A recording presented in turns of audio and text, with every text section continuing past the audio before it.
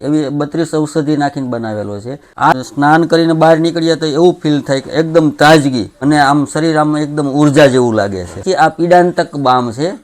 આ ગાયના ઘીમાંથી બનાવેલી છે। ગાયનું ઘી છે, ભીમસેન કપૂર છે, અજવાઈન ફૂલ છે, મેન્થો છે, આવી ઔષધિ નાખીને બનાવેલી હોય નેચરલ શકે। માથું દુખતું હોય, તાવની એલર્જી હોય, શરીર દુખતું હોય, હેર ઓઇલની અંદર આમ તો 32 ઔષધિ નાખીએ છીએ।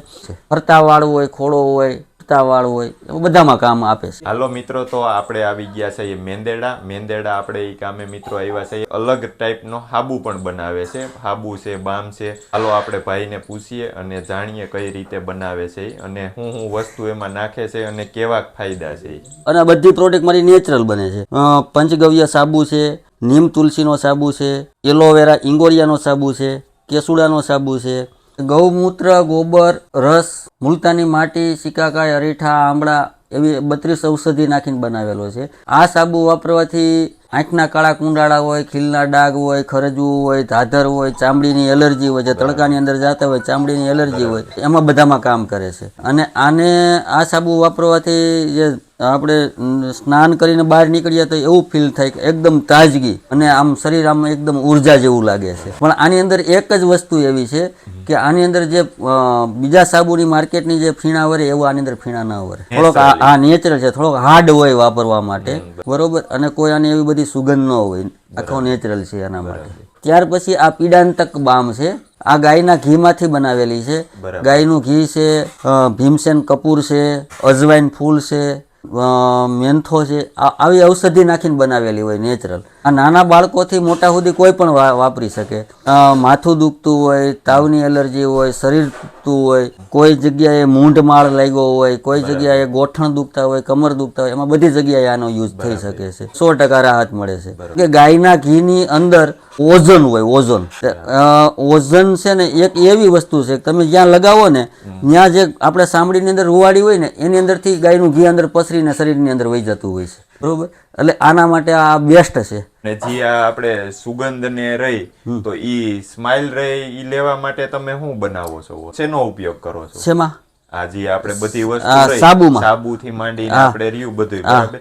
તો એમાં સ્માઇલ આવે એમાં તમે શેનો? એમાં નેચરલ છે। દાખલા તરીકે આ ઇંગોરિયાનો સાબુ છે તો આને જે લીમડાનું અંદર અર્ક ઉતારીએ, ગૌમૂત્રમાંથી એવું અર્ક ઉતારીએ કે આની અંદર ગોબરની સુગંધ બેસી જાય, દબાવી જાય અને એને નીમ તુલસી જેવી સુગંધ આવે। કે માનો દાખલા તરીકે ગુલાબની જેવી સુગંધ આવે તો ગુલાબ છે તો એ વરસાદના પાણીની અંદરથી એવું બાષ્પીભવન કરાવી અને ગુલાબમાંથી અર્ક ઉતારી અને ઈ આની અંદર પાછો યુઝ કરીએ।